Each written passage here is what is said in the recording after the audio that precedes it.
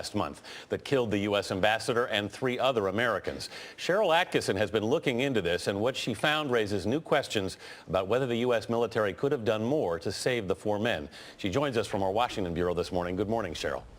Good morning, Anthony. Now some in Congress are asking why U.S. military help from outside Libya didn't arrive as terrorists battered more than 30 Americans over the course of more than 7 hours. The assault launched by an armed mob of dozens that torched buildings and used rocket-propelled grenades, mortars, and AK-47 rifles. CBS News has been told that hours after the assault began, an unmanned Predator drone was sent over the U.S. mission in Benghazi. It and other reconnaissance aircraft apparently observed the final hours of the lengthy battle.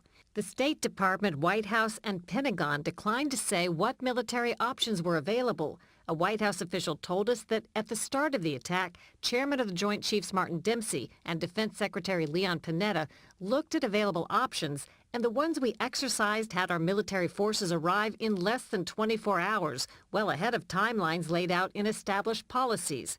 But it was too late to help the Americans in Benghazi. The ambassador and 3 others were dead. Gary Burnson believes help could have come much sooner. He commanded CIA counterterrorism missions targeting Osama bin Laden and led the team after the U.S. embassy bombings in East Africa.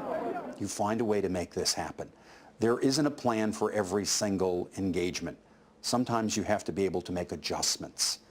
They made 0 adjustments in this. They stood and they watched, and our people died.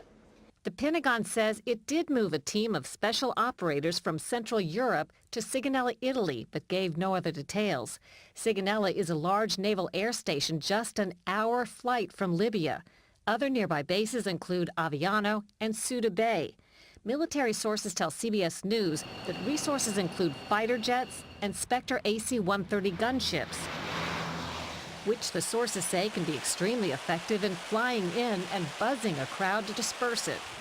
Rick Nelson, a former Navy pilot who worked in counterterrorism, says such missions are very risky. What would be the concerns as they're trying to decide whether to send force in quickly? A lot can go well, right? As we saw with the bin Laden raid, it was a very successful event. But also when there are high-risk activities like this, a lot can go wrong, as we saw with the Iranian hostage rescue, decades ago.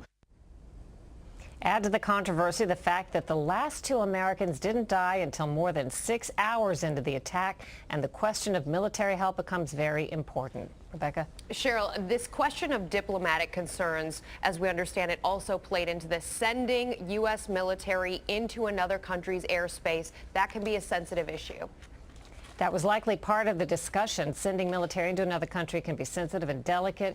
We can say that we've been told Mrs. Clinton did seek clearances from Libya to fly into their airspace, but the administration won't say anything further about what was said or decided on that front. Cheryl Atkinson in Washington. Thanks, Cheryl.